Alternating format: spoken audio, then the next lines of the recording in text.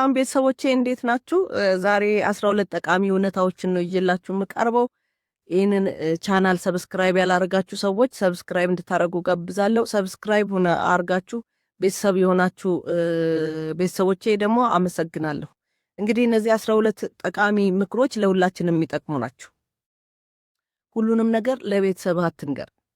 እውነት ነው። ሚስጥራችንን ሁሉ ምን ነገር ከሆነ የቤተሰብ አባላችን ደግሞ መጠቀሚያ ያደርገናል ማለት ነው። ስለዚህ መንገር ያለብንን ገደብ ይኖረዋል። ሁሉ የግለሰብ ሚስጥራችንን መንገር መቻል የለብንም ማለት ነው። ለጓደኞቻችንም እንደዚሁ ስፔሻሊ ጓደኞቻችንማ በዛው ነገር ወጥመድ ያዘጋጁልናል። በዛው መንገድ ዝቅ እንድንል አንገታችንን እንድንደፋ ያደርጉናል።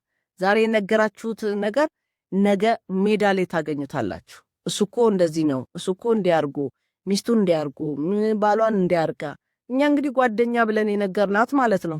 ጓደኛ ብለን የነገርናት እንደ ጓደኛ ሳይሆን ነገ መጠቀም ያደርጉታል ማለት ነው። በባንክ ውስጥ ያለንንም ገንዘብ መንገሩ እንደዚሁ ነው። ምንም ጥቅም የለው። እኔ 1 ሚሊዮን ብር አለኝ፣ እኔ 500 አለኝ ብትሉ እነሱ ካልኩሌት አድርገው እንዴት ያችን ገንዘብ አውጥተው ሊጠቀሙባችሁ እንደሚያስቡ ነው።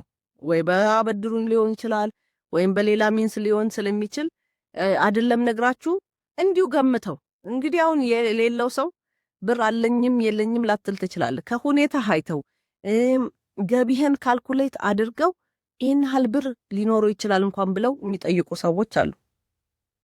ያው ከሰጣችኋቸው በኋላ ሀሳባቸው እንደሚቀይሩ ምንም ጥያቄ የለውም ማለት ነው።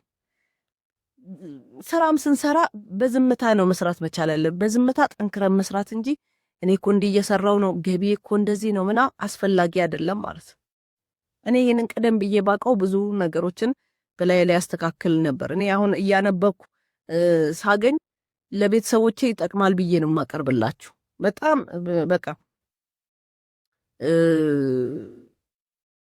ስለሚጠቅም ነው የማቀርብላችሁ ማለት ነው። ሌላው ግብ ይኑርህ ማለት ይሄ በተቃራኒ ጾታ በማሳደድ ላይ አትመርኩስ። ወንድም ሴትን ሴትም ወንድን ማለት ነው።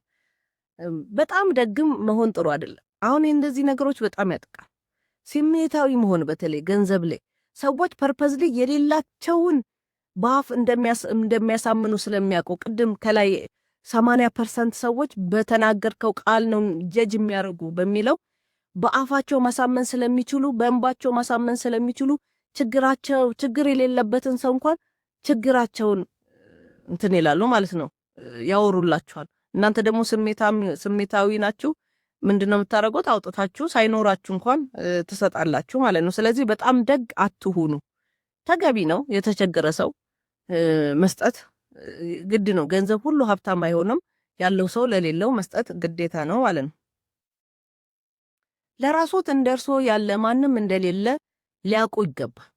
በቃ እርሶ ትልቅ ኖት፣ እርሶ ልዩ ኖት። ለራሳችን ክብር መስጠት መቻል አለብን። ጤናማ ምግብም መመገብ። አሁን ብዙ ጊዜ ሰዎች ጤናማ ምግብ ከሚመገቡ ገንዘቡን በባንክ ቢያስቀምጡት ወደፊት እመገበዋለሁ፣ ወደፊት ሳረጅ፣ ወደፊት ስራ ሳጣ እንደዚህ የሚባል ነገር አለ። ዛሬ ጤናማ ካልሆነን ነገም እንደማንደርስ ማወቅ መቻል አለብን።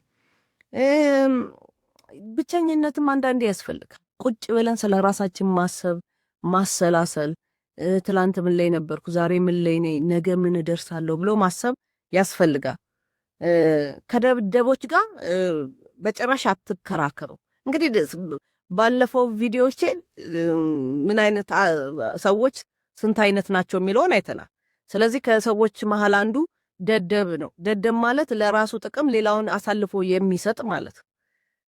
ሁልጊዜ ስለ ራሱ ጥቅም ብቻ ሌላው ሰው እንዲያገኝ አይፈልግም። ሌላ ሰው ከሚያገኝ እሱም ያኛውም ሰው እንዲያጣ የሚፈልግ ሰው። ከነዚህ ሰዎች ጋር አትከራከር፣ ለማስረዳት አትሞክር። ምክንያቱም አያምንህም ማለት ነው። ስለዚህ ዋጋ ቢስነትና ጥርጣሬ እንዲሰማዎት ያደርጎታል። እነዚህ ደደብ ሰዎች ከእርሶ ጋር ከተከራከሩ ዋጋ ቢስ እንደሆንክ የተለያየ ነገር በማንሳት ድሮ የነገራቸዋቸውን ሂስትሪ ሁሉ በማንሳት ሊሆን ይችላል እና ተስፋ እንድትቆርጥ ያደርጋል። ስለዚህ ከነዚህ ሰዎች ጋር መነጋገር ጥሩ አይደለም ማለት ነው። ቤተሰቦቼ እነዚህን እንግዲህ ከላይ የጠቀስኳቸው ጠቃሚ ምክሮች ናቸው። ተግባራዊ እንደምታደርጓቸው ተስፋ አደርጋለሁ። ላይክ፣ ሼር፣ ሰብስክራይብ እንድታደርጉት ጋብዛቸዋለሁ። ሰላም ክረሙ።